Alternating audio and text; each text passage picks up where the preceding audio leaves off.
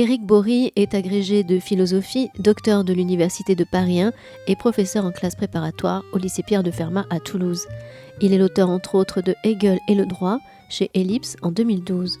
Une rencontre avec Éric Bory avait lieu à la librairie Ombre Blanche lundi 11 avril 2022 à l'occasion de la parution de son livre « Le sens social de la liberté, Axel Honneth, penseur de notre présent » aux éditions Garnier. Bonne écoute.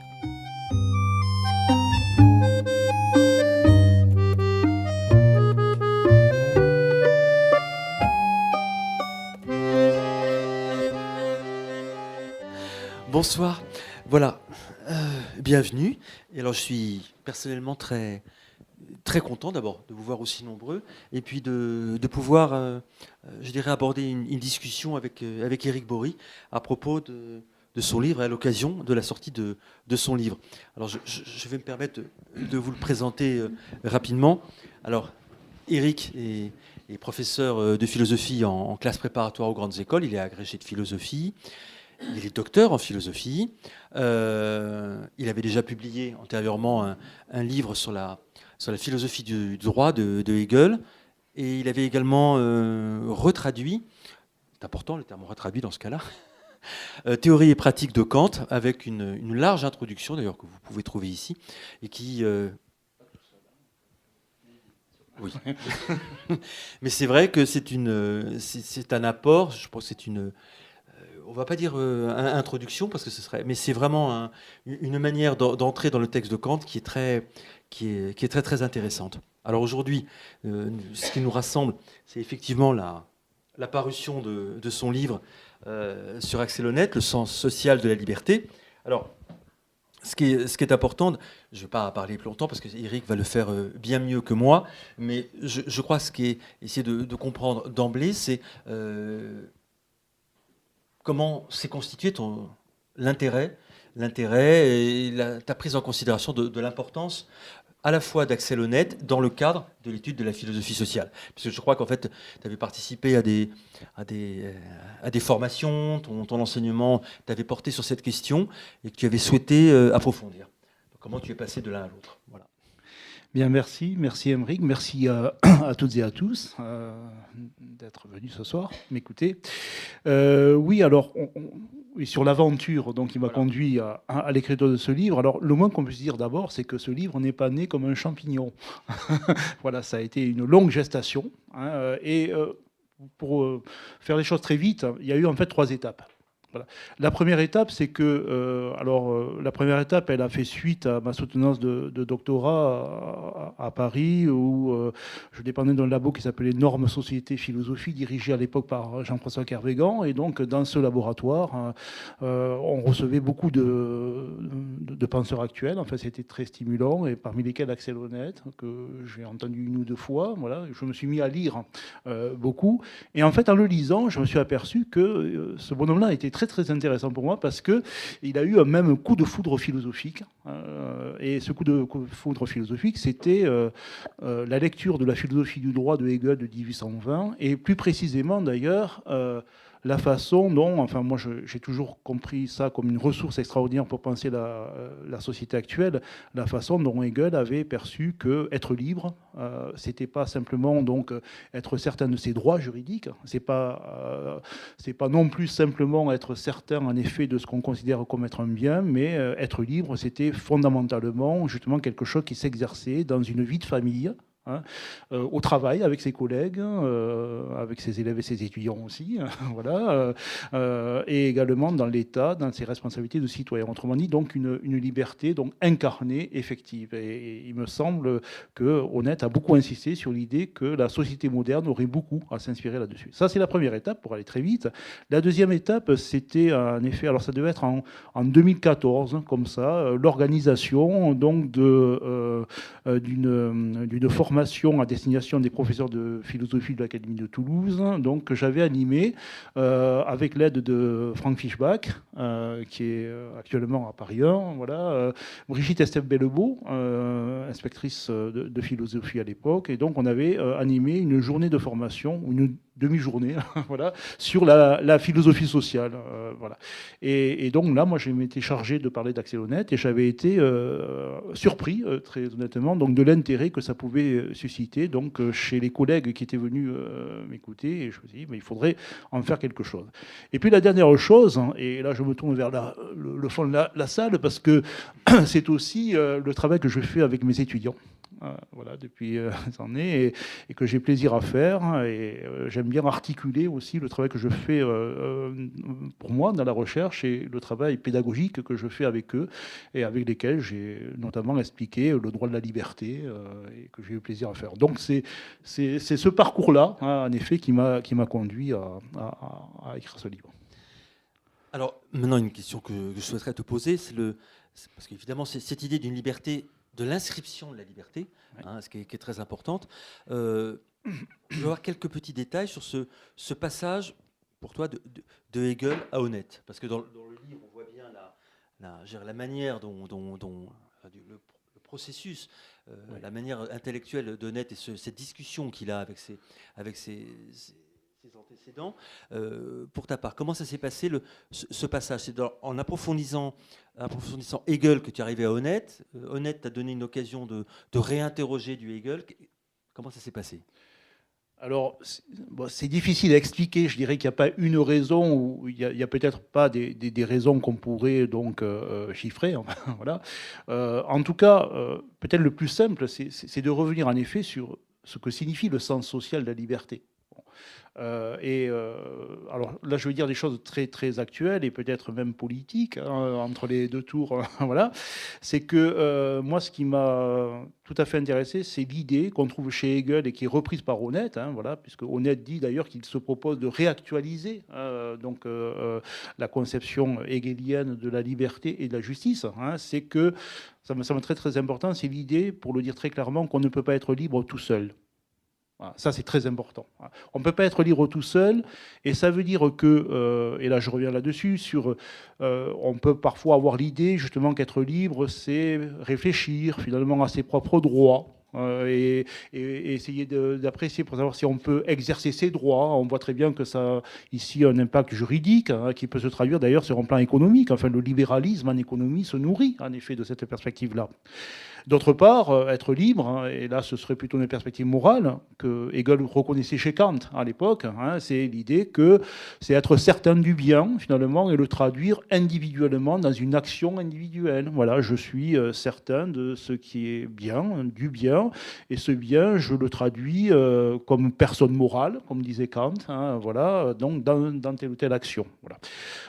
Par rapport à ça, Hegel d'abord, Axel Honneth reprend ça, c'est l'idée justement que si je reprends ce que je viens de dire, on s'aperçoit que si j'essaie de traduire donc dans mes faits et gestes ce qui me semble de droit pour moi, si j'essaie de traduire donc en tant que personne ce qui me semble être le bien, voilà, je suis très très embarrassé pour me sentir véritablement une personne si, par exemple, je ne suis pas reconnu, si on est indifférent à ce que je fais. On voit très bien l'inscription sociale. Hein. Si je fais quelque chose et si ça n'intéresse personne, finalement, ou si même je suis méprisé lorsque je fais ça, c'est un échec. Hein. Et c'est réciproque, parce que si j'agis en effet donc en étant certain en effet de faire le bien, ou si j'agis en étant certain d'être dans mon droit, finalement, dans une indifférence, un mépris par rapport donc à ceux qui se trouvent autour de moi et ceux avec qui j'entretiens des relations sociales, c'est un échec total. Bon. Et ce qui m'intéresse beaucoup, c'est qu'au-delà de l'échec qu'on pourrait constater extérieurement, Axel Honneth traduit ça en montrant que c'est une maladie. Il y a une pathologie de la liberté. Le vocabulaire médical est très très important pour Honneth, et c'est en effet donc quelque chose qui provoque de la souffrance chez celui qui pense et chez celui qui agit, et qui provoque aussi de la souffrance envers les autres avec lesquels on agit. Alors, à ce propos, effectivement, il est souligné régulièrement par Honneth, et tu le fais remarquer, l'insuffisance effectivement de l'approche morale et juridique. Alors, il les voit bien, finalement, il y a cette idée que le moral et le juridique sont seconds, et qu'il y a un seul originaire d'inscription de la liberté, qui est social. Alors, cette pathologie, comment l'explique-t-il, finalement? C'est une pathologie théorique, une mauvaise manière, ou c'est à cause véritablement d'un malaise social qu'il faut reprendre à nouveau frais je dirais, l'interrogation de la liberté. Alors, oui, ta question, donc, c'est le pathologique vis-à-vis, justement, de l'attitude morale et Voilà, vis-à-vis c'est de ça. bon. Alors, il y a quelque chose qui est très clair et qui me paraît très intéressant. De la même façon, là aussi, on parlait que Hegel n'est pas quelqu'un, alors on le dit souvent, mais on a tort de le dire, enfin, je crois, Hegel n'est pas quelqu'un qui s'est inscrit totalement en faux vis-à-vis de la philosophie de Kant. Ça, je l'ai écrit, je l'ai souvent répété. C'est quelqu'un simplement qui pense que Kant a eu raison, mais peut-être n'est pas allé assez loin, finalement, dans ce qu'il a montré. De la même façon, hein, je comprends ce que j'ai dit, la conception, justement, de la liberté individuelle, elle n'est pas erronée. Ce n'est pas quelque chose dont on doit se défaire. Il est vrai qu'il est important pour être libre, justement, de réfléchir donc à ses propres droits. Il est vrai, si on veut être libre, de réfléchir finalement à ce qui peut être pour nous un bien. Simplement, ça ne suffit pas. C'est une condition nécessaire de la liberté, mais ça n'est pas une condition suffisante. Et où intervient la pathologie ? La pathologie intervient précisément lorsqu'on juge que c'est suffisant. Lorsqu'on réduit finalement l'aspect nécessaire sur l'aspect suffisant. Là, pour que ce soit éloquent peut-être pour tout le monde, Axel Honneth prend deux exemples qui sont, que je trouve tout à fait frappants dans le droit de la liberté. C'est un exemple, c'est l'exemple d'un professeur d'université qui découvre que l'un de ses amis et collègues donc, a commis un plagiat. Bon. Et qui se demande en effet donc, comment il faudrait réagir vis-à-vis de cette situation-là. Bon. Alors la première réaction, c'est certainement à avoir, ça pose le problème de la liberté morale, il faut être conscient en effet que c'est injuste. Et là, c'est que c'est mal, tout simplement. Voilà. Il ne faut pas faire ça, moralement. Et il faut marquer l'injustice. Et la marquer, ça veut dire aussi que c'est intolérable, c'est quelque chose qui n'est pas acceptable, et qui n'est pas acceptable pour tout le monde. Fût-ce un ami, fût-ce un collègue, en effet, on ne doit pas accepter ça. Bon. Ensuite, la question est de savoir qu'est-ce qu'on fait à partir de là. Est-ce qu'on va, par exemple, voir le recteur de l'université pour dénoncer cet ami et collègue ? Ah oui, je vois que beaucoup sourient parce que là, on passe en effet de quelque chose qui relèverait de ce que j'appelle un fanatisme moral, on pourrait le dire comme ça, voilà, et qui est une façon justement de jouer les rouleaux compresseurs sociaux de ce point de vue-là. Certainement, la solution en l'occurrence, c'est d'aller trouver l'ami et collègue et lui dire que bon, c'est pas des choses qui se font, voilà, et de trouver finalement une conciliation sur le terrain de l'amitié, de la collégialité, en dénonçant maintenant la justice. Le deuxième exemple, très rapidement, il est aussi frappant, c'est le commentaire qu'Axel Honneth propose d'un film qui a été réalisé en 1981, je crois, Kramer contre Kramer, qui dit peut-être quelque chose donc à certains d'entre vous, voilà, et dans lequel justement donc Ted Kramer, qui est joué par Dustin Hoffman, voilà, Ted Kramer donc qui après s'être séparé de sa compagne justement donc se bat sur le terrain du droit pour obtenir la garde de son fils. Et Axel Honneth commente les choses en montrant que Ted Kramer s'enferme dans une pure posture justement de droit. Voilà, il essaie de vaincre sur le terrain juridique et là aussi, quitte à annuler complètement donc les rapports d'amour qui le lient à son fils ou même de décence envers son ex-femme. Voilà, et que tout y passe justement pourvu que le droit. Alors là, c'est un oubli. Voilà la pathologie. C'est un oubli justement des liens sociaux au profit donc de la défense des seules revendications morales ou juridiques. Alors, je voulais te poser une autre question, parce que voilà, j'y ai trouvé je dis pas des liens, mais ça m'a fait penser à des choses qu'on trouvait chez Charles Taylor, par exemple. Oui. C'est cette question de ce mouvement, concevoir la liberté de manière réflexive comme un mouvement d'introversion, c'est-à-dire ce fait de se retirer du social.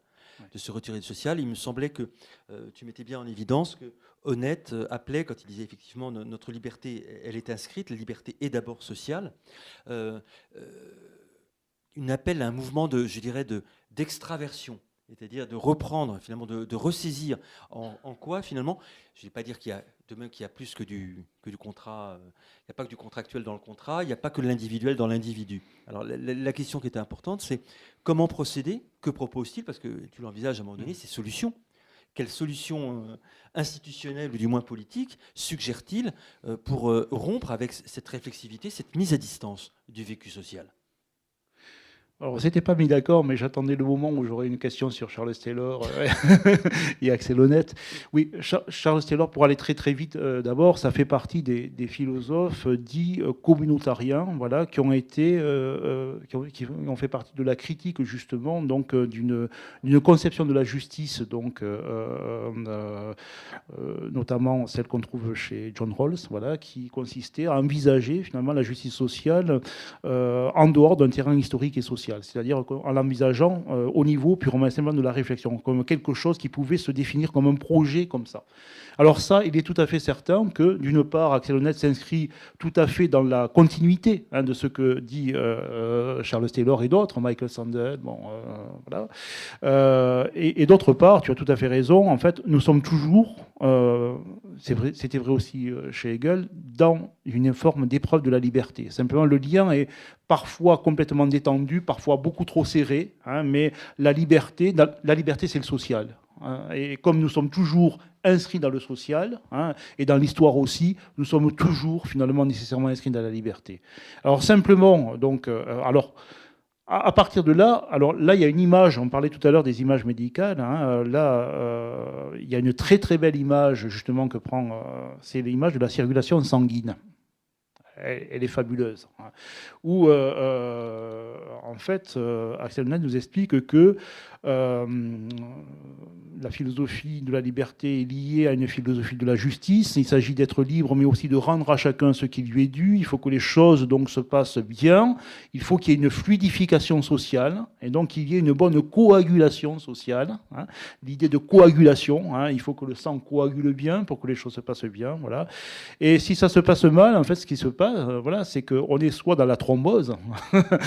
La thrombose, c'est ça l'aspect pathologique, c'est l'idée finalement d'imposer des normes qui viennent de l'extérieur, donc à la société, pour établir des scléroses finalement de la société, ou alors penser que les institutions finalement devraient régler la conduite individuelle. On a ça chez un certain Arnold Gehlen, bon, enfin je vais pas, bon, peu importe.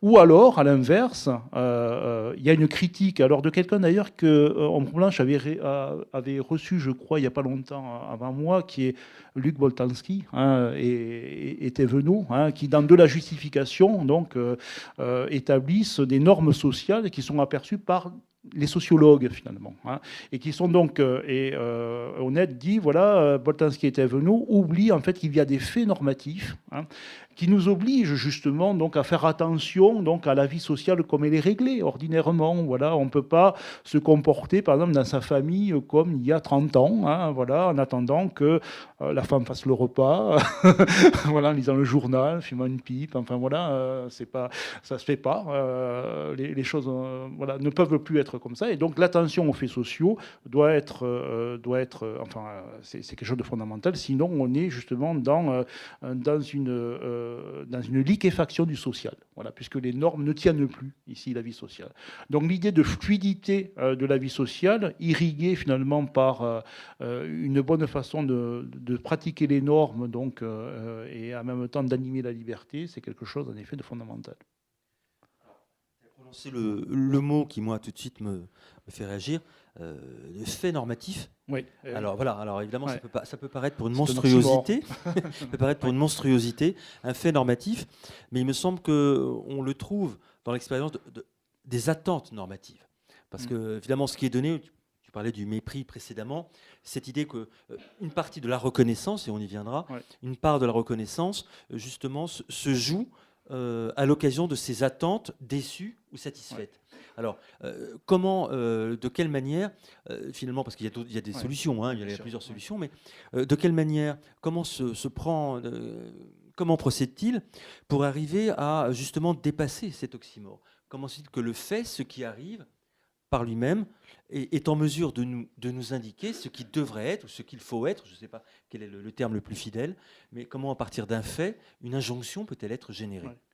Alors d'abord, historiquement, d'abord, il y a quelque chose là aussi de très important, là qui est aussi un héritage hegelien chez Honneth, c'est l'idée que finalement ce qui est subjectif, Autrement dit, ce qui nous appartient, une attente. On attend des autres, on attend d'être aimé dans la famille, on attend d'être estimé dans son travail, par exemple, on attend d'être reconnu juridiquement par des droits sur un territoire, dans un pays dans lequel on vit.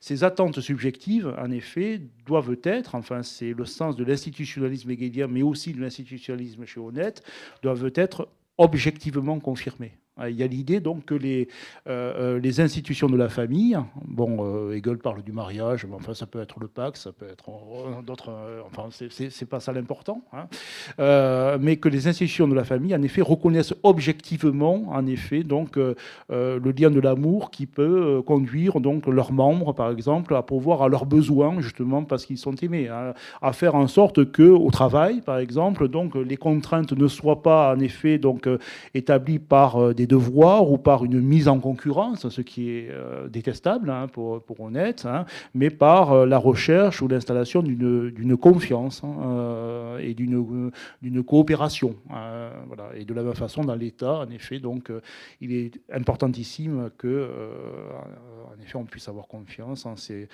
gouvernants et dans les institutions de l'État.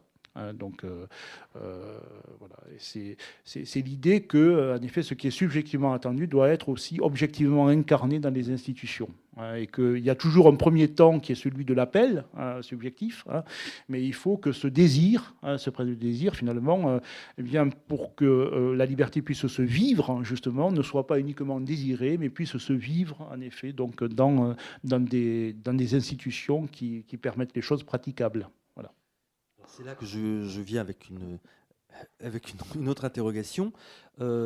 Reconnaissance, y a-t-il chez Honneth, je crois l'avoir perçu, mais toi tu connais bien mieux que moi, ce passage il a écrit la lutte pour la reconnaissance.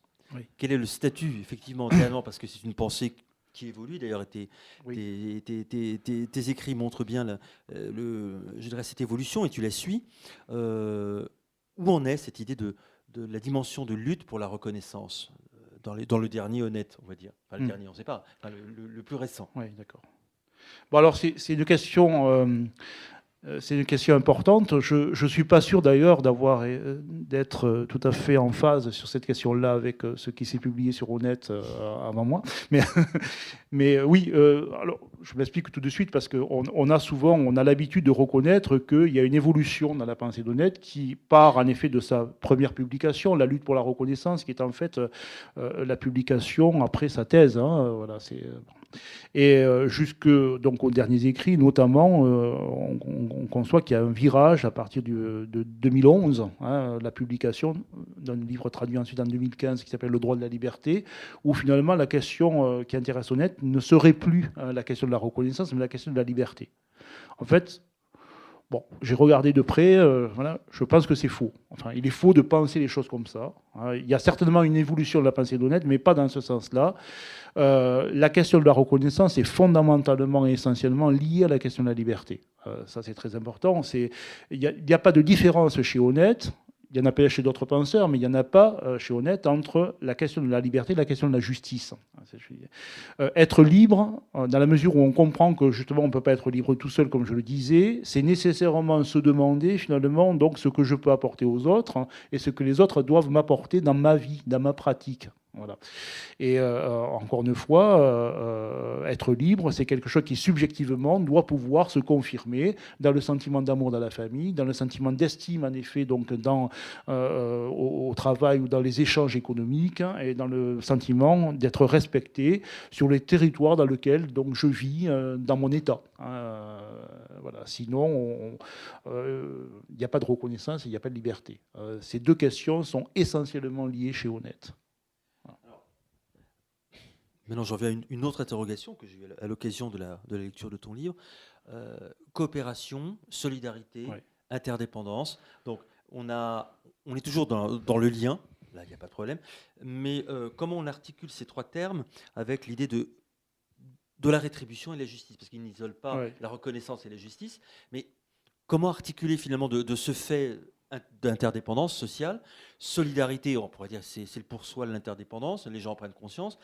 Alors, comment on articule tous ces termes qui, à mon avis, peut-être que je me trompe, mais me permettent de comprendre le passage, je dirais, du fait à la norme? Voilà. Oui. Alors, il y a une première façon de répondre, mais alors qui touche peut-être un seul aspect de la question que tu poses, c'est je pense ici aux objections qu'on a pu émettre contre, en effet, donc la philosophie d'Honnête. Et je pense notamment à une objection tout à fait intéressante que une philosophe américaine, Nancy Fraser, a adressée à Axel Honneth, puisque ce qui est tout à fait important pour Axel Honneth, c'est en effet donc le phénomène de reconnaissance pour que la liberté et la justice soient. Et cette reconnaissance, Honneth dit en effet donc qu'elle peut être produite par, on parlait d'effets normatifs, par exemple, par l'idée donc qu'il y ait une reconnaissance culturelle. Et par exemple, cette reconnaissance, si on va sur le terrain économique ou le terrain du travail, elle peut être reconnue à partir. Alors c'est très à la mode ça, dans les programmes politiques. On va pas parler des élections, voilà. Mais c'est l'idée que voilà, il faut travailler plus pour gagner plus. C'est l'idée en effet donc de la méritocratie. C'est le mérite qui doit primer.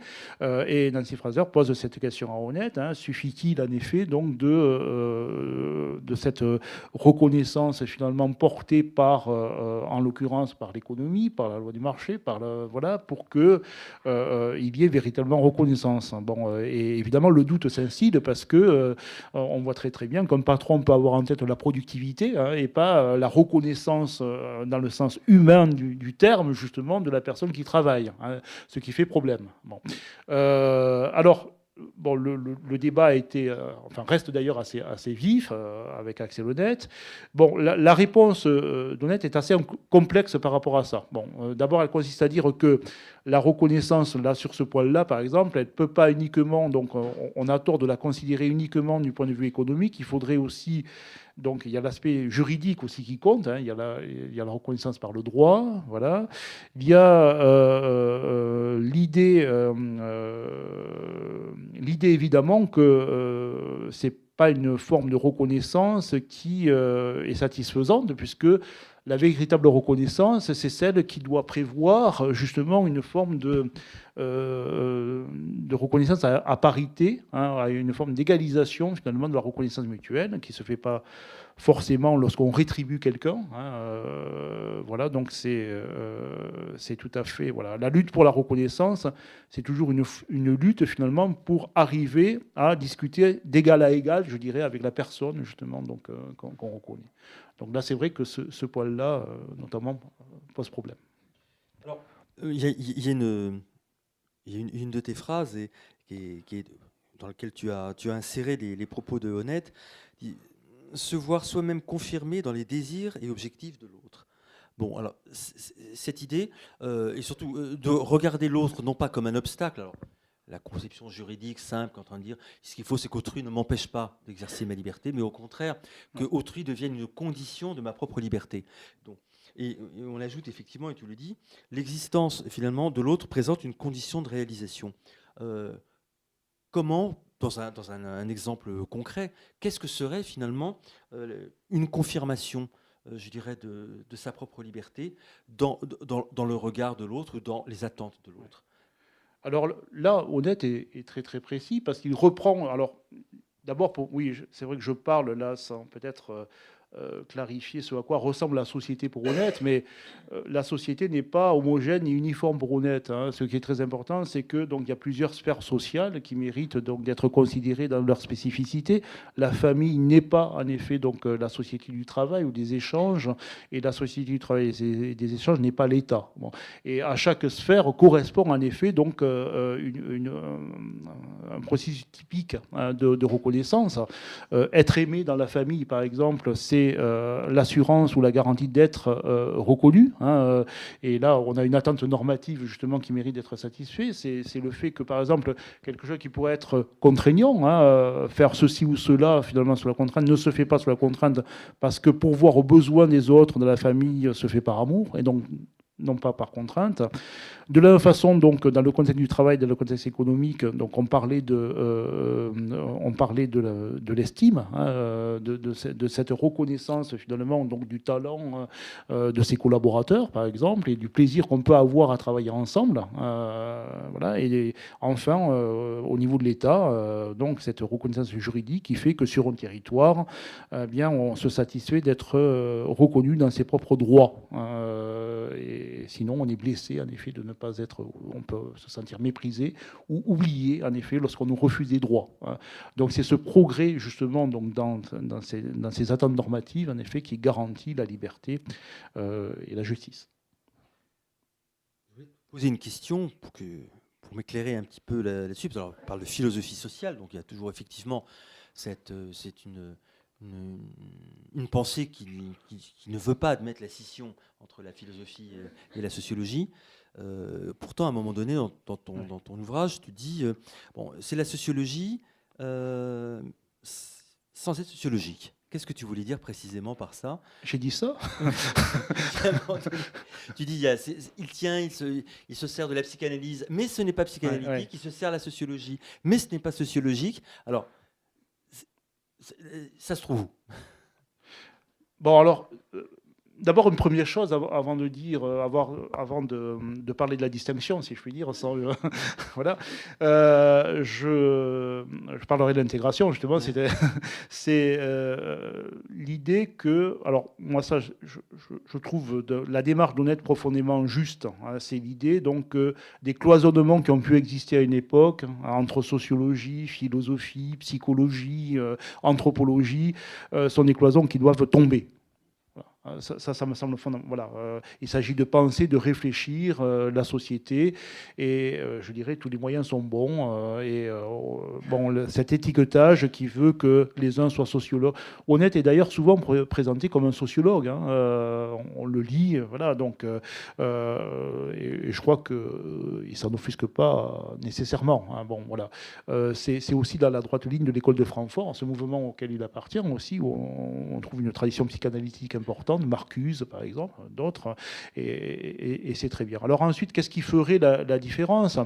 Il y a peut-être deux choses, et je pense aussi au texte d'Honnête en te répondant, c'est que d'abord, enfin, je pense par exemple à la critique que Honnête a pu faire de la sociologie de Durkheim, par exemple, en se rapprochant de Lévi-Strauss, par exemple, lorsque il reprochait aux sociologues de procéder par des catégories, hein, comme si c'était donc les exclus qui souffraient, voilà, ou les désaffiliés, si on pense à Robert Castel, par exemple, aujourd'hui, voilà, et la démarche d'Axel Honneth, celle de la philosophie sociale, si l'on veut, plutôt que de la sociologie, c'est de prendre donc la vie des individus là où elle est. On est plus proche d'une certaine façon de ce qu'écrit Judith Butler quand elle pose la question qu'est-ce qu'une vie bonne, hein, de ce point de vue-là, hein, voilà, que à l'effet d'une démarche qu'on trouverait chez Durkheim ou chez Robert Castel. Ça c'est je crois, c'est la première chose.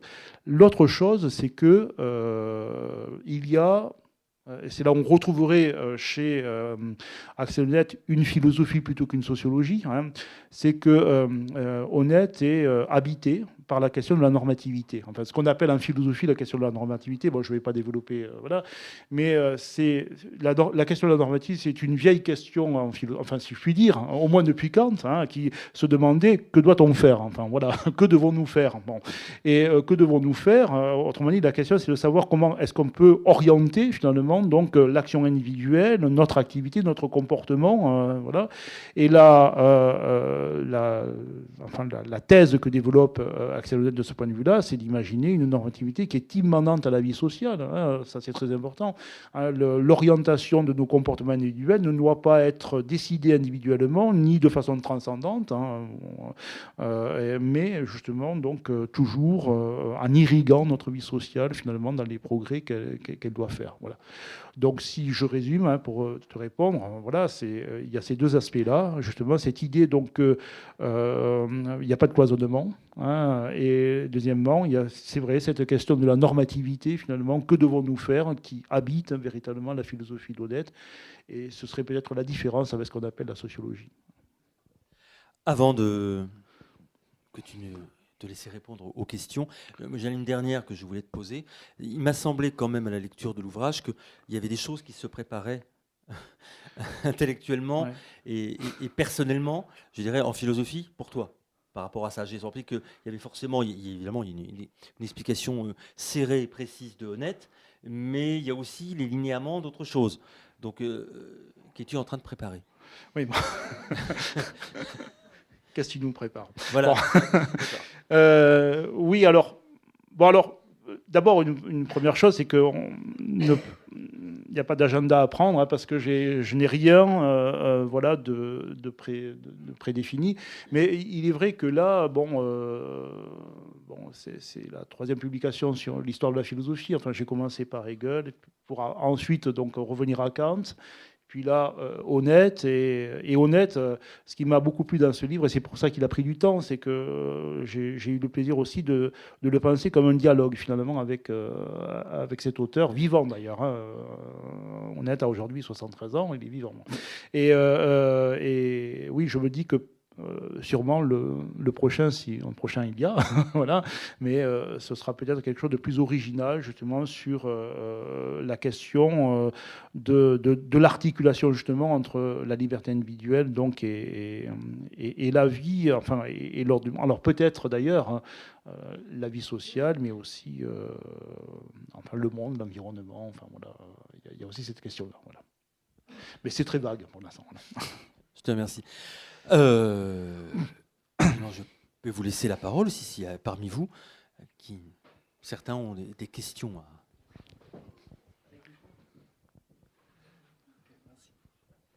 Oui, vous avez parlé de la liberté donc sociale, avec donc coopération, reconnaissance des uns des autres. Qu'en est-il de l'aspect, je dirais, conflictuel, éventuel, de la liberté par rapport aux autres? On peut aussi admettre cet aspect-là, c'est-à-dire qu'il y a des rapports de force, donc des conflits, et il en résulte parfois une affirmation de soi pour atteindre ses objectifs. Donc comment articuler cet aspect coopération un peu idyllique et la réalité qui montre qu'il y a aussi des fois des rapports de force, nécessaires ou pas, je ne sais pas, mais en tout cas qui existent. Merci beaucoup pour cette question qui, en effet, est importante. Alors, il y a 2 aspects d'ailleurs dans votre question. Il y a un aspect qui a été soulevé d'ailleurs, je pense à Paul Ricoeur par exemple, qui a vu dans la lutte pour la reconnaissance quelque chose d'oxymorique pratiquement, puisque en quoi la reconnaissance peut-elle relever de la lutte?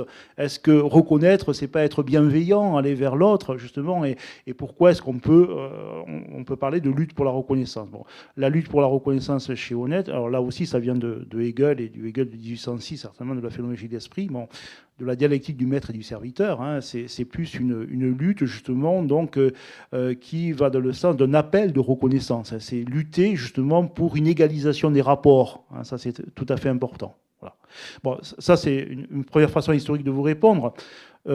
Sur le fond, d'abord, il y a un réalisme, pardon, et j'allais dire hegelien, c'est vrai, mais honnêtien aussi. C'est-à-dire que Honnête n'oublie pas justement que le terrain social est un terrain de lutte, un terrain en lutte, hein, soit, je dirais, parce que voilà, le réel est comme ça. Vous voyez, il y a des rapports sociaux qui sont conflictuels, bon, et soit parce que justement, donc le fait d'arriver justement donc à un processus de reconnaissance de liberté exige lui-même une lutte. C'est ce qu'écrit Axel Honneth. Hein, arriver par exemple donc à une constitution républicaine et démocratique, c'est quelque chose qui a supposé une lutte hein, sur un terrain social avant même donc que ce soit politiquement installé. Hein. La question de la lutte sociale justement chez Honneth, hein, voilà, elle est pas absente. Hein. On n'est pas dans une forme idyllique hein, qui consiste donc à tendre la joue droite.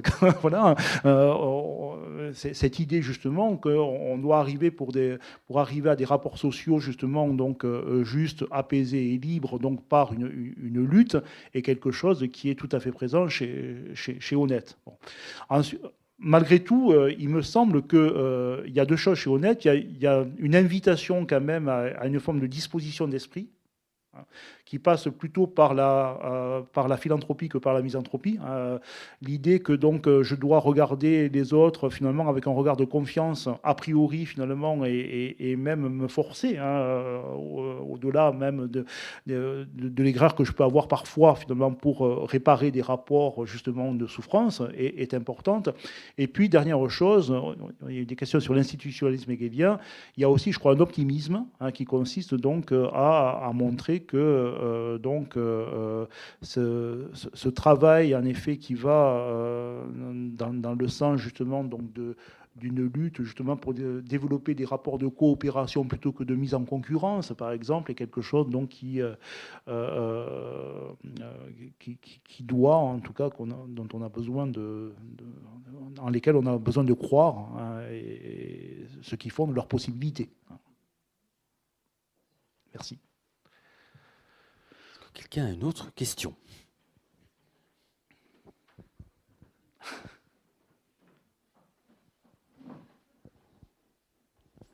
Bonjour. Dans ce cas, si lutte il doit y avoir, sur quel terrain Honnête pense que la lutte doit se développer de manière prépondérante? Ou est-ce que la lutte est importante, nécessaire pour parvenir en fait à la reconnaissance, à l'idée de liberté, à l'idée de liberté sociale en particulier? Bon, alors, il faut pas... je disais tout à l'heure que la lutte avait plus un sens, justement, d'un appel de reconnaissance que d'une lutte à la manière dont on le trouverait chez Hobbes, par exemple. Voilà, en même temps, il ne faut pas négliger, alors je sais qui pose la question, que Honnête est fortement inspiré par la tradition marxiste et marxienne, et que la lutte, quand je disais tout à l'heure, donc les luttes sociales finalement sont capables de produire justement donc une forme d'harmonie sociale. Et voilà, il y a tout à fait ça chez Honnête, et l'idée en effet donc des revendications sociales, donc publier ses idées, échanger, manifester, voilà, est quelque chose qui est tout à fait efficace selon Honnête. C'est aussi sur ce terrain-là, qui n'est pas encore un terrain politique, qu'il faut progresser, et il y a tout à fait un sens à faire ceci, le sens de la revendication sociale, au sens même où on parle ordinairement de la lutte sociale, faire des manifs, voilà, dire qu'on n'est pas content, s'inscrire à des associations de consommateurs, par exemple, pour lutter contre les lobbies, est quelque chose donc de tout à fait essentiel. Ça, c'est tout à fait pratique.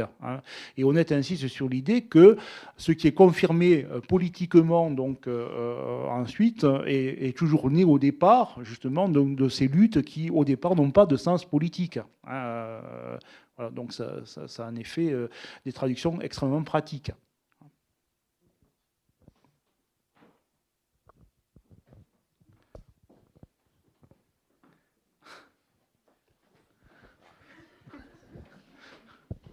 Oui, du coup, comment parvenir à cette lutte pour la reconnaissance sans qu'elle soit instrumentalisée, au sens où certains des moyens d'action, par exemple de diffusion, servent en même temps de système de réification pour les agents pour les agents sociaux?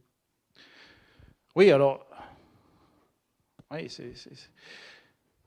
ben oui, c'est une difficulté. Voilà.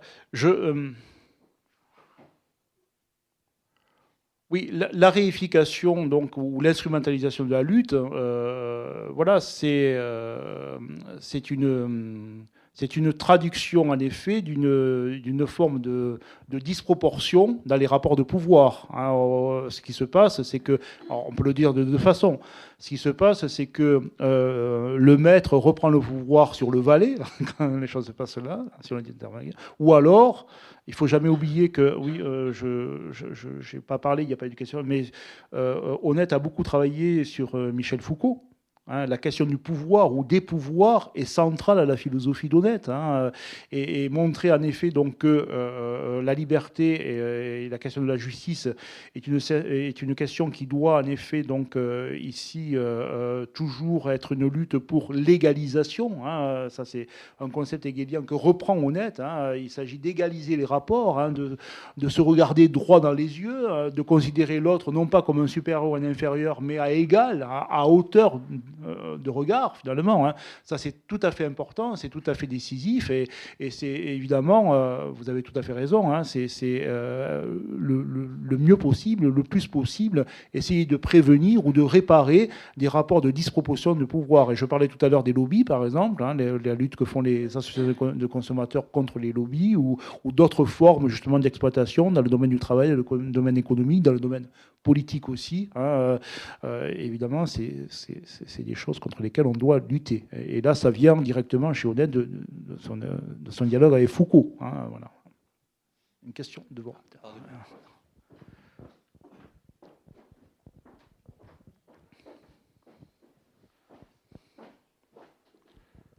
Oui, vous avez parlé de reconnaissance. Vous dites que la reconnaissance est essentielle pour être intégré, enfin, pour bien vivre en société. Oui, on peut le dire comme ça. Oui. C'est-à-dire correspondre aux normes sociales. Oui, correspondre aux normes sociales en vigueur à l'époque, mais ça veut dire une acceptation finalement, et une acceptation totale. Et ça suppose la négation d'un rapport dialectique avec ces normes sociales. C'est-à-dire, il y a les normes sociales, il y a moi, ma propre conception des normes sociales, et après, ce que je fais de ce rapport pour créer personnellement un bien-être, apporter peut-être aussi quelque chose à la société dans ce rapport dialectique. Mais là, ce rapport dialectique, il n'y est pas. C'est simplement, d'après ce que j'ai compris, peut-être que j'ai sûrement mal compris, c'est une soumission, une inconditionnalité des normes sociales en vigueur de l'époque où je me trouve. Bon. Et, par ailleurs, vous dites que c'est primordial si on veut bien vivre en société, cette acceptation sans condition, mais moi je vois comme une imputation de l'individu dans ce qu'il pourrait d'une part progresser en lui-même et apporter à la société. Bon, c'est une très très bonne question, qui rejoint d'ailleurs la question que tu posais sur l'articulation de la norme et du fait. Bon. C'est une très bonne question. Parce que, je dirais toute la difficulté est là. Elle est dans... il y a une nécessité de s'inscrire dans le monde comme il va. Voilà. Et en même temps de ne pas accepter finalement, donc je dirais, dans le monde comme il va, les contentions de la liberté, les privations, ce qui peut être archaïque aussi, en effet, dans nos habitudes, et qu'il faut faire évoluer. Bon. Et c'est là où, et là aussi, il y a un héritage de Hegel. Je pense par exemple, on repart de ça au statut que Hegel considérait dans ce qu'il appelle les corporations. Il y a toute une analyse des corporations. Les corporations, on sait ce que c'est qu'une corporation. C'est une association autour d'un métier. Voilà, déjà. Et les corporations, par exemple, Hegel parlait de ça en 1820, on se dit, tiens, ça date d'Ancien Régime. C'est les guildes, les jurandes, etc. Bon. Et en fait, il y a de ça, mais il y avait déjà chez Hegel une volonté justement d'orienter les corporations, de les faire progresser dans le sens justement donc du respect des uns des autres et justement de l'estime. Et ça, c'est tout à fait fondamental. Honnête reprend ça. Il y a l'idée justement donc que il faut s'inscrire en effet. Donc on ne peut pas nier, on ne peut pas oublier justement donc le monde comme il va, ses normes justement. Il faut être en même temps extrêmement vigilant, extrêmement lucide justement sur ce qui est inacceptable dans ces normes. Je pense par exemple, je vais prendre un exemple très très précis qui se trouve dans l'idée du socialisme, un ouvrage où Axel Honneth pose la question de... alors c'est une question très actuelle, parce qu'Axel Honneth dit, voilà, pourquoi est-ce que la gauche échoue? Bon.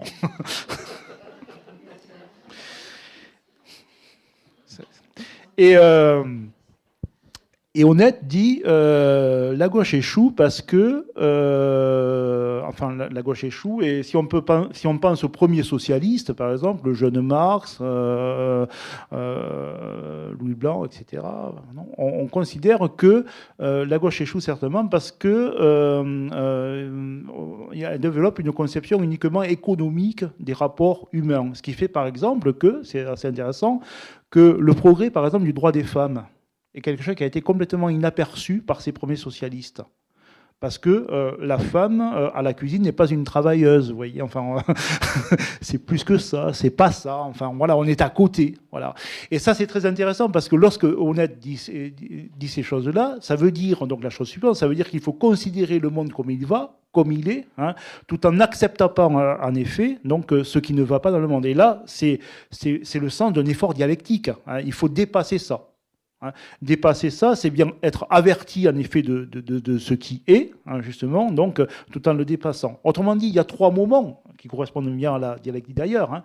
Il y a ce moment d'abord d'inscription justement dans le monde. Il y a un deuxième moment, en effet, qui est nécessairement un moment de réflexion. Hein. Est-ce que ce qui se pratique justement est de droit? Est-ce que c'est bon? Est-ce que c'est bien? Hein, c'est ce moment justement de la liberté réflexive, juridique et morale qu'on a évoqué. Et puis ensuite, sinon on est malade de la liberté, enfin c'est ce que je disais, il faut se réinscrire dans le monde. Hein.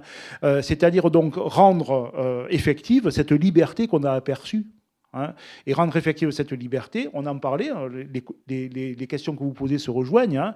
Rendre effective la liberté, c'est certainement dans un premier temps lutter, hein, manifester, publier ses idées, échanger, etc., pour qu'ensuite, dans un deuxième moment, il y ait une forme de coagulation institutionnelle de tout cela, que cela donc se traduise dans une loi, dans un progrès démocratique, dans une constitution. Voilà, c'est tout à fait cette logique-là. Mais oui, je vous rassure, Honnête est bien un philosophe dialectique, hein, qui n'est absolument pas quelqu'un qui serait conservateur, finalement, des normes comme elles sont. Hein. Oui, tout à fait. Alors moi, j'ai profité de...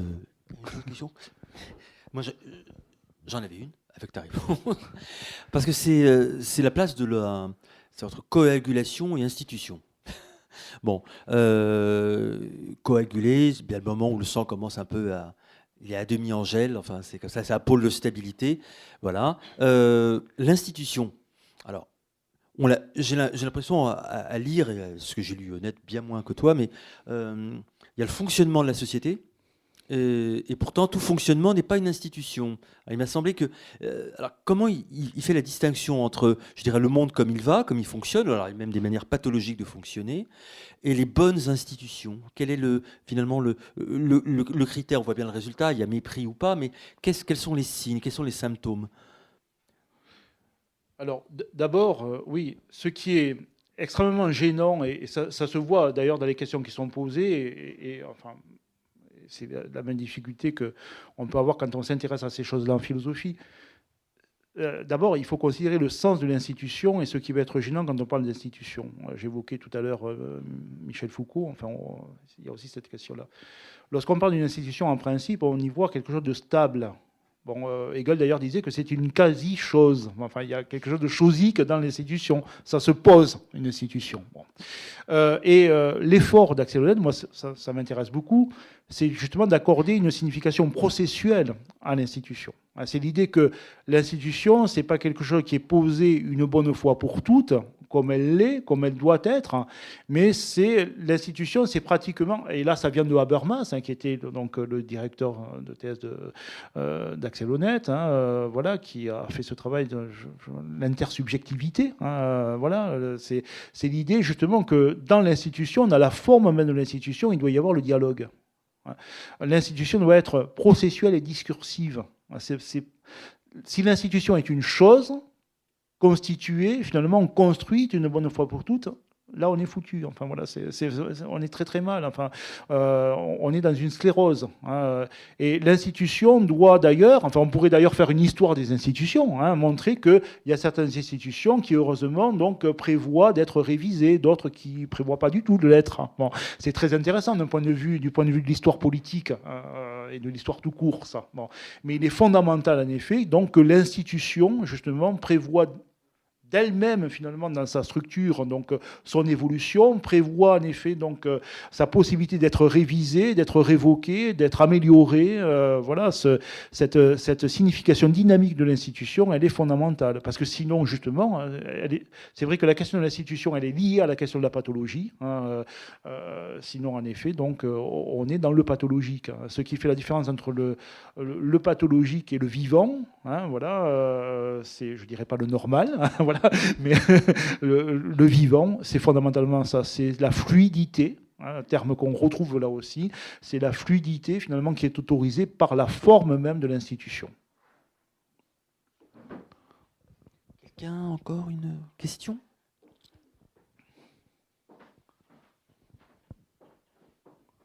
Sinon j'en ai d'autres.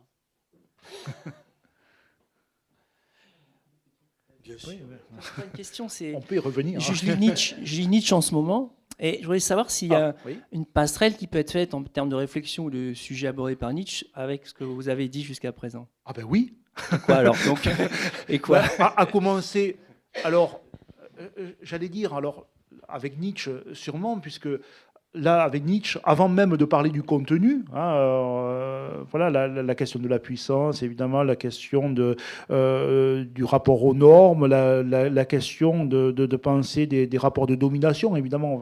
Mais il y a avant cela, enfin, il y a évidemment cela, mais il y a la forme même, il y a le style d'Honnête, dont j'ai dit, je l'ai dit rapidement, mais ce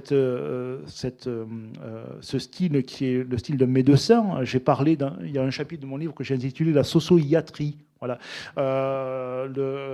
Axel Honneth veut être, justement, propose une médecine de la société, enfin, ou plutôt des individus vivant dans la société, qui suppose en effet donc une symptomatologie. Il faut opérer les symptômes, il faut donc ici connaître d'abord le corps social, les symptômes, et ensuite et prévoir comment. C'est très très proche en effet du style nietzschéen. Hein. Il faut philosopher au marteau, disait Nietzsche donc dans la préface du Crépuscule des idoles.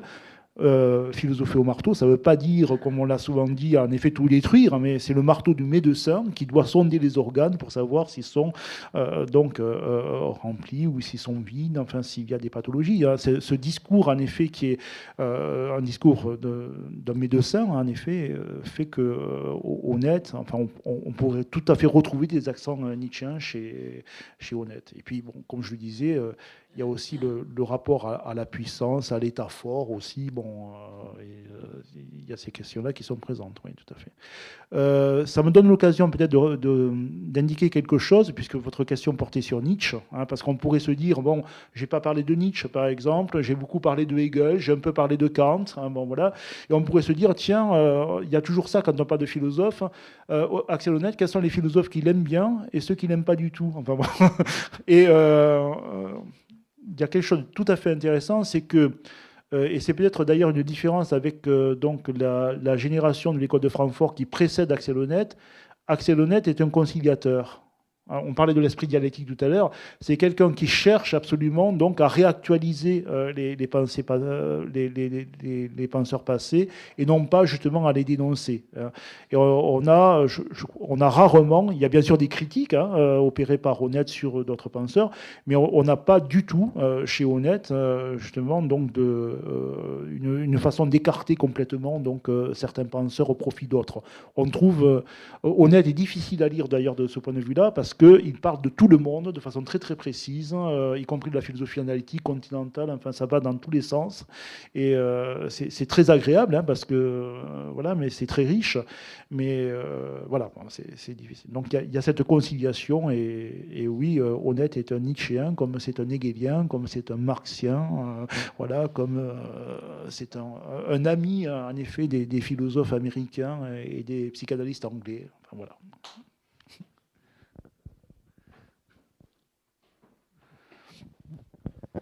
Oui, dans la crise politique profonde dans laquelle on traverse, oui. Est-ce que ce philosophe pourrait nous donner non pas des solutions, mais au moins est-ce que sa démarche pourrait nous aider à résoudre un petit peu cette situation, cette impasse politique dans laquelle on se trouve? Bon, alors oui, c'est très bien. Alors, deux choses, mais enfin, je termine par le meilleur. Hein. la première chose, c'est que oui, on est toujours pressé, évidemment, d'avoir des recettes. Enfin, je suis le premier, hein. Mais il y a quelque chose qu'il ne faut jamais oublier. C'est voilà, la philosophie politique n'est pas la politique. Enfin voilà, ça reste Axel Honneth reste un politique, reste pardon un philosophe politique. Alors, il a ses propres convictions politiques, mais c'est quelqu'un. L'œuvre d'Axel Honneth est vraiment l'œuvre d'un penseur. Hein, et c'est pas un traité de politique. Voilà. Alors on peut le regretter, hein, mais et même s'il y a d'ailleurs il y a ici ou là quelques solutions proposées par Axel Honneth. Je parlais de certaines pages qui faisaient référence donc aux associations de consommateurs, par exemple, ou d'autres pages qui parlent des manifestations ou des publications. Hein, donc il y a ici ou là des indices, mais en tout cas, c'est pas un traité de politique. Bon. La dernière chose, évidemment. Quand Axel Honneth dit lui-même, voilà, il faut réactualiser l'éthicité hegelienne, par exemple, ou il se fait lui-même le penseur de ce qu'il appelle une éthicité démocratique, hein, où il montre qu'on aurait intérêt aujourd'hui, par exemple, à ce que les États européens s'accordent véritablement avec confiance, plutôt qu'ils ne se séparent. Hein. Bon, il est tout à fait certain que ce que propose Honneth philosophiquement a un intérêt manifeste, évidemment, pour la situation politique, et plus que politique d'ailleurs, économique aussi, sociale en général, justement pour notre monde aujourd'hui. Hein. C'est évidemment aussi, moi, ce qui m'a séduit hein, dans la lecture de son œuvre. Hein. Entre les, je parle un petit peu de français seulement, entre le reconnaissement de les autres et la critique continue que nous faisons continuellement de les autres, il y a une frontière, une façon de faire où est les points Oui. les plus normal ou les plus logiques. Plus que normal, logique. Elle est très intéressante aussi, cette question, parce que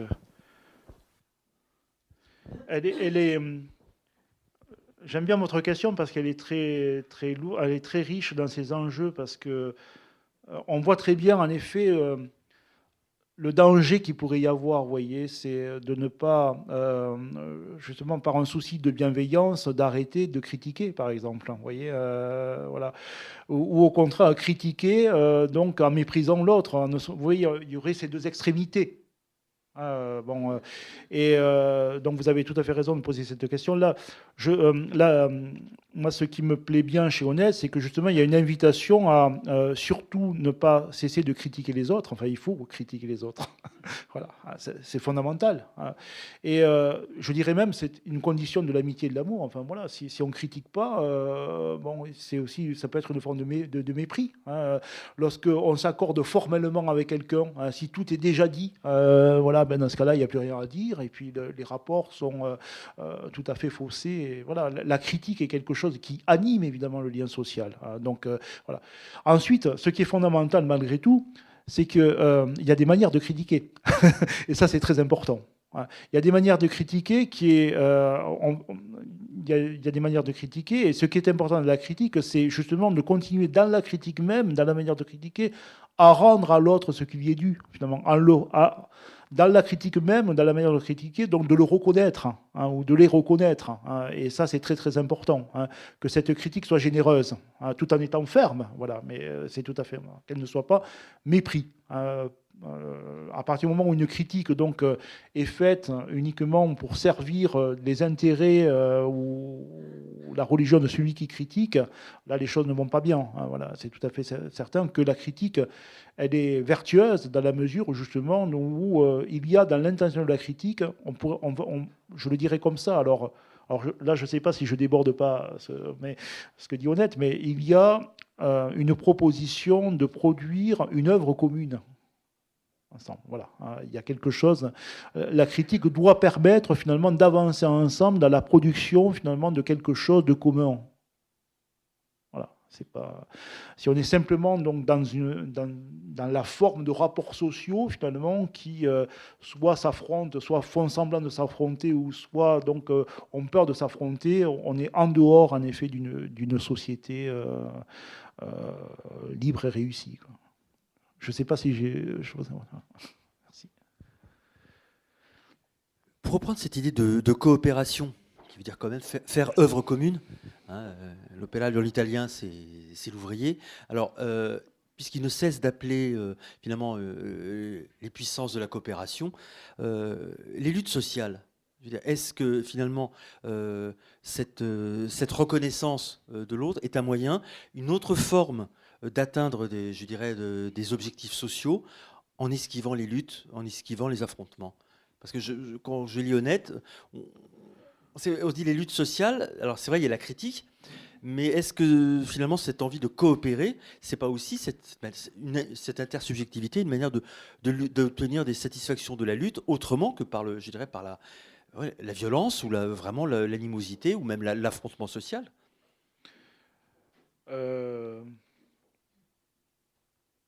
Oui, enfin, de toute façon, la violence est un mal, enfin bon, chez Honnête comme chez d'autres. Hein, donc, ça, c'est tout à fait certain que c'est la meilleure des choses à éviter. Bon. Ensuite, alors, la limite, ça me rappelle la question qui a été posée tout à l'heure sur qu'est-ce que c'est que la lutte, quelle est la signification de la lutte. La lutte, elle doit fondamentalement être animée donc d'un accord, enfin d'une cause commune, enfin voilà. Et voilà. Il y a malheureusement des points qui il n'y a pas de philosophie de la violence chez Honnête, hein, mais qu'est-ce que Honnête, quelle est la position que Honnête tiendrait finalement, enfin, quelle est la position? Alors, d'ailleurs, par exemple, aujourd'hui, au vu de ce qui se passe en Russie, par exemple, bon, voilà, quelle est la proposition qui serait la sienne? Alors, j'avoue que je ne sais pas quelle est la position qu'il défend. Je ne veux pas parler à sa place, mais voilà, l'idée de manifestation, donc haut et fort, justement, d'une revendication, c'est quelque chose qui, en tout cas, je crois, hein, n'est pas exclu par Honnête. Hein, c'est pas Honnête n'est pas un Robespierre, enfin, si on voilà, mais la question, en effet, donc de la manifestation, donc de son désaccord haut et fort, est quelque chose qui me semble pas exclu. La violence, oui, mais bon.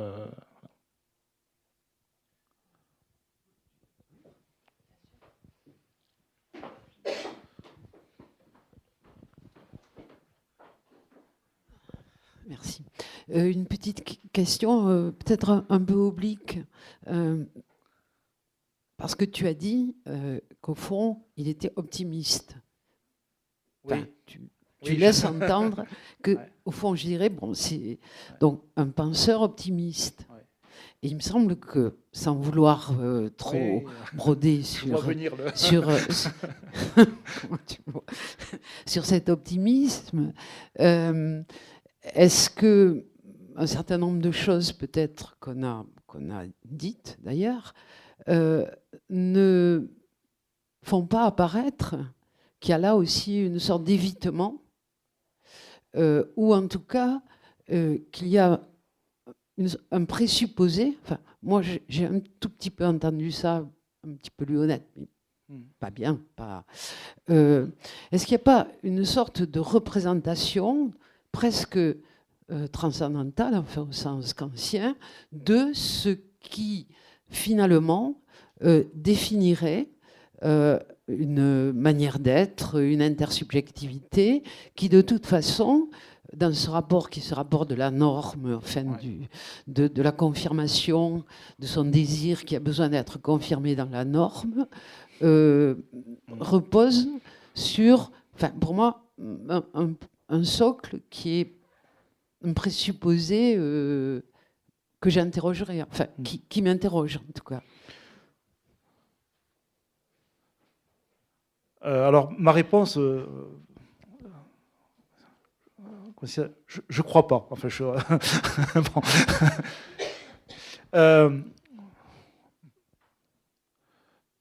Deux choses. Alors d'abord, parce que pour reprendre le terme que tu emploies, représentation transcendantale de la norme, bon, oui. C'est, je crois, historiquement, là, ce que Honnête n'appréciait pas du tout chez Habermas.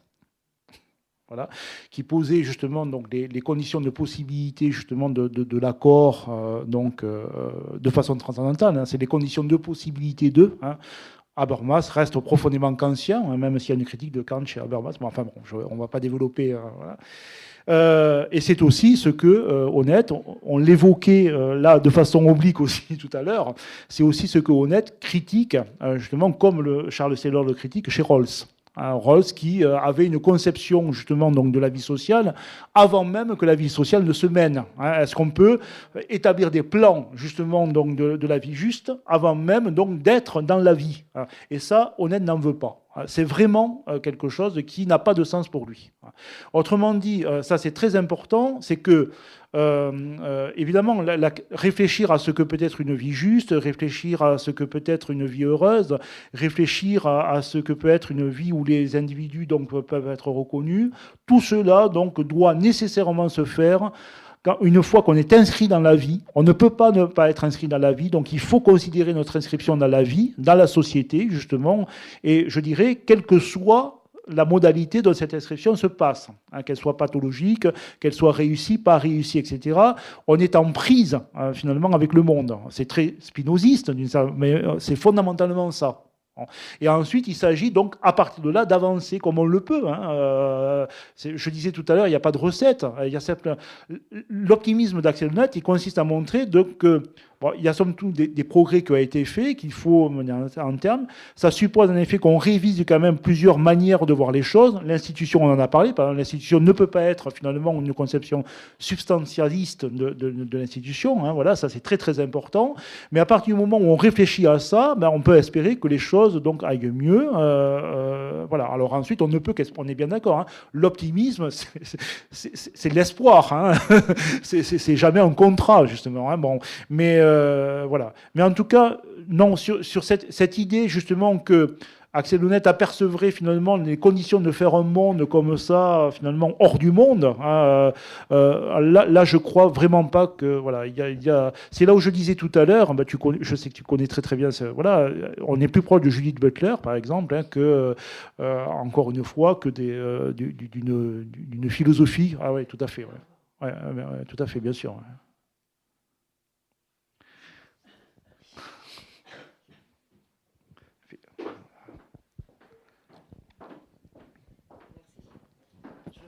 Simplement ajouter un petit quelque chose, Eric, si tu permets.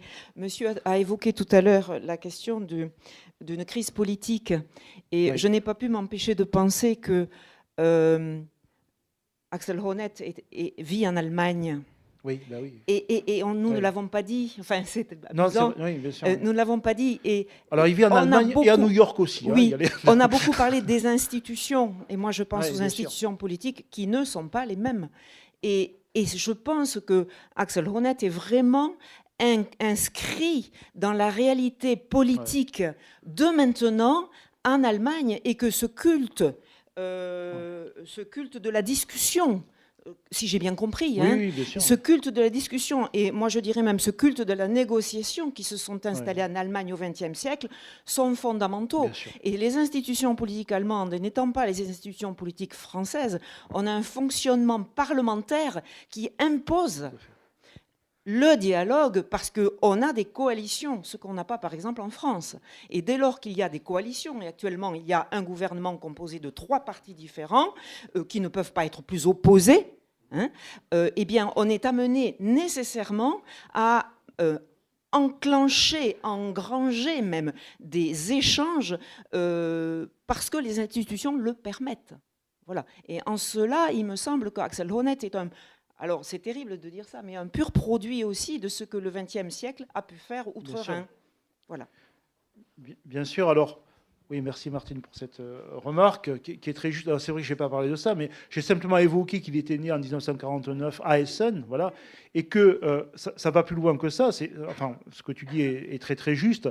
Ça veut dire aussi qu'il faut considérer que dans l'Allemagne d'après-guerre, hein, justement, la susceptibilité, enfin voilà, que Axel Honneth peut nourrir donc envers aussi le droit. Hein, il ne faut pas oublier que Carl Schmitt, donc le Troisième Reich, etc. Bon, on voit très bien ce qu'a pu donner justement une conception du droit strict, justement d'un État fort en Allemagne, hein, voilà, où que la question de la culpabilité justement du peuple allemand au lendemain de la guerre mondiale, de la Deuxième Guerre mondiale, justement, donc, est quelque chose de tout à fait prégnant chez lui. Hein, tu as tout à fait raison. Hein.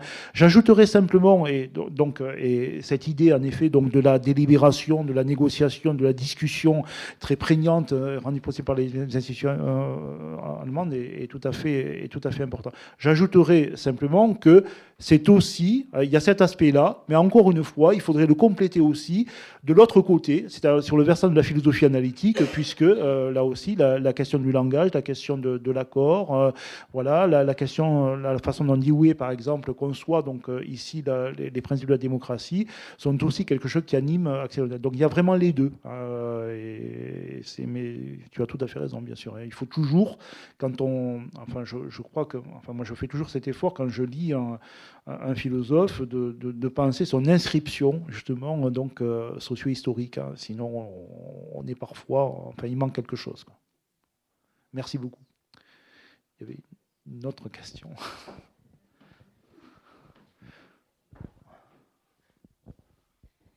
Alors, je me posais cette question peut-être à tort, mais vous avez parlé de projets communs de mise en pratique justement de cette liberté et aussi d'une union en fait de l'Europe. Et je me demandais si on ne pouvait pas le rapporter justement à ce que disait, au projet que formulait Kant dans l'idée d'une histoire universelle au point de vue cosmopolitique, à savoir cette volonté de société des nations, parce que finalement, pour que les nations fassent société, est-ce que ça n'implique pas justement qu'elles deviennent à la fois sujets et les créatrices en fait d'instances et de lois sur lesquelles elles s'accordent, et donc par là de mettre en pratique la liberté qu'elles conçoivent? Oui, alors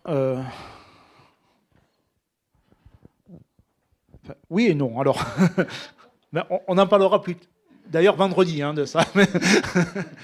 Mais oui, parce que le projet de société des nations, dont Kant d'ailleurs a déjà une idée assez précise en 1784. Il faut se souvenir de ce texte, l'idée d'une histoire universelle au point de vue cosmopolitique de Kant. Bon, voilà, on a qui est un beau projet où Kant pense une fédération déjà des États au sein même donc d'un État européen. Alors il y a l'État mondial, mais on sait bien que Kant, d'ailleurs, oublie ce projet à la fin de sa vie en disant que les moyens de réaliser cet État du monde, ce cosmopolitisme, serait le despotisme. Donc, c'est pas possible, on oublie ça. Mais cette idée de société des nations, elle existe en effet en 1784. En même temps, je pense qu'il faut s'arrêter là, concernant Axel Honneth, qui est plus hegelien que kantien. Vous le savez. Et parce que pour les raisons justement dont on a parlé tout à l'heure, c'est-à-dire que faire justement donc un démos européen, c'est tout à fait en effet ce que promeut Axel Honneth, mais il ne souhaite pas le promouvoir de façon transcendantale, justement. Ce n'est pas un projet qui peut être annoncé, finalement, et développé comme un projet de la pensée. Vous voyez, c'est quelque chose qui ne peut pas, on en a parlé tout à l'heure, c'est quelque chose aussi qui doit s'inscrire, qui doit partir justement de l'inscription donc dans les États européens aujourd'hui, dans la manière dont fonctionne l'Europe, ou ne fonctionne pas l'Europe d'ailleurs en ce moment, et c'est quelque chose qui ne peut pas en effet se décréter, je dirais, et se déduire comme ça, comme un chemin de la pensée. Là, encore une fois, sur ce point-là, Honneth, donc, qui est plus un héritier donc, de ce que Hegel appelait l'éthicité que Kant, voilà, donc ce projet de fédérer, en effet, un démos européen, là, il est tout à fait déclaré par Axel Honneth dans plusieurs de ses œuvres, voilà. Mais en revanche, la manière n'est pas kantienne. Ça, pas du tout.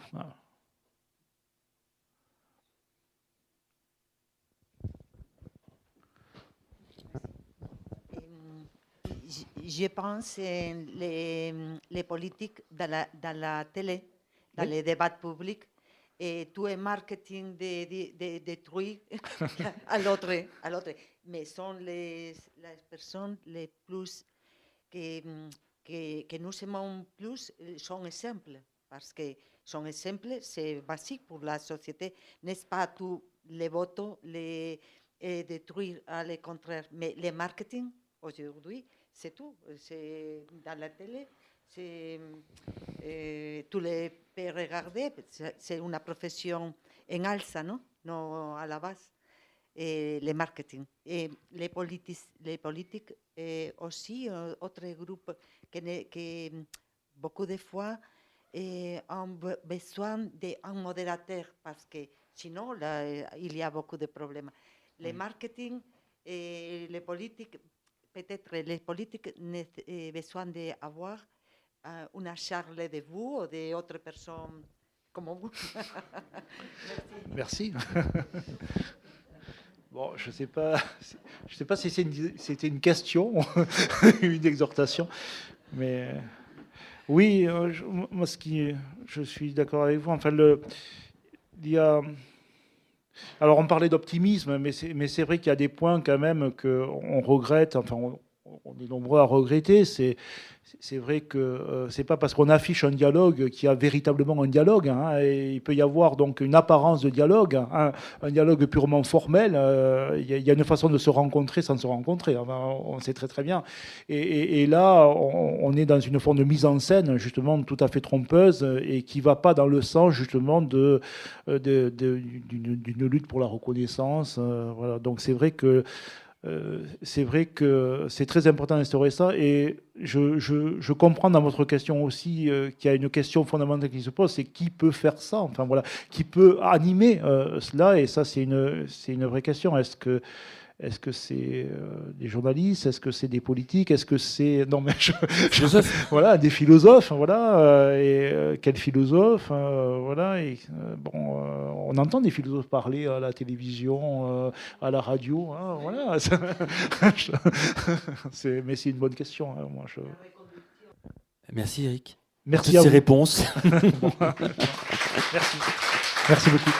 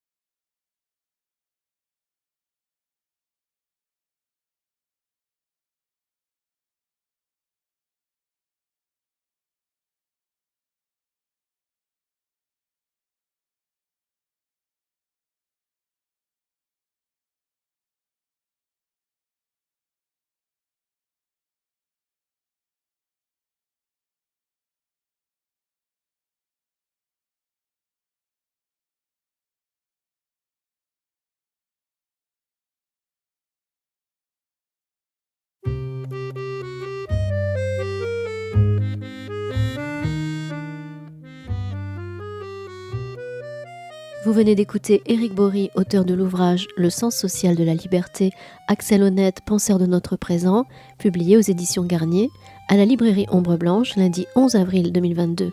Réalisation et mise en onde de la rencontre, Radio Radio.